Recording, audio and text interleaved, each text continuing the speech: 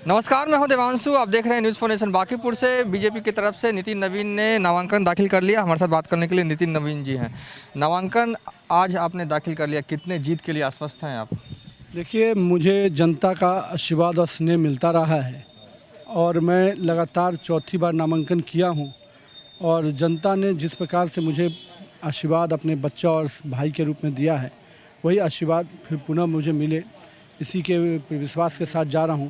पिछले 5 वर्षों में या पिछले अपने राजनीतिक सफ़र में मैंने पटना के लोगों की सेवा करने का काम किया है और मुझे उम्मीद है कि मेरी सेवा का मुझे आशीर्वाद और समर्थन मिलेगा।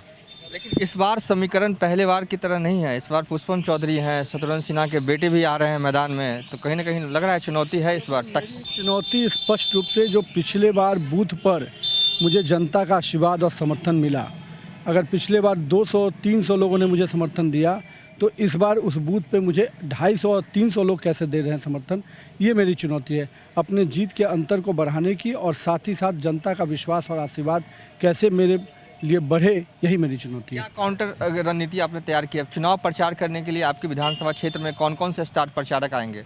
नहीं, मेरे मानना है कि हम भारतीय जनता पार्टी का एक कार्यकर्ता स्टार प्रचारक है और हमारे कार्यकर्ता जब गली मोहल्ले में घूमते हैं, जो जनता के साथ जुड़े हैं, जो जनता की समस्याओं के साथ अपने आप को कोरोना काल में भी लोगों के साथ जुड़कर काम करते थे, उस आपदा की घड़ी में जो लोग जनता के साथ हैं वही स्टार प्रचारक हैं और वरिष्ठ नेता हमारे भारतीय जनता पार्टी के सभी लोग रहेंगे।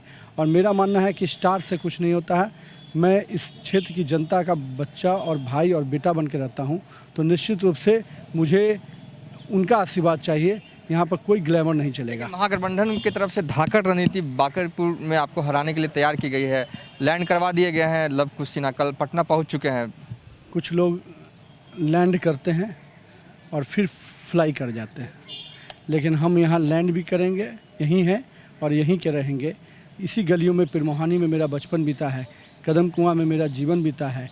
बांकीपुर के लोगों का अपने पिता स्वर्गीय नवीन सिन्हा का जो कर्म भूमि रही है, उसको मैंने सींचने का काम किया है और उनका आशीर्वाद लेकर आज पुनः मैं बांकीपुर की जनता की सेवा के लिए निकल पड़ा हूँ। आखिरी सवाल, राघोपुर में कल थे तेजस्वी यादव, उन्होंने कहा कि इस चुनाव में एनडीए का कोई अता पता नहीं होगा।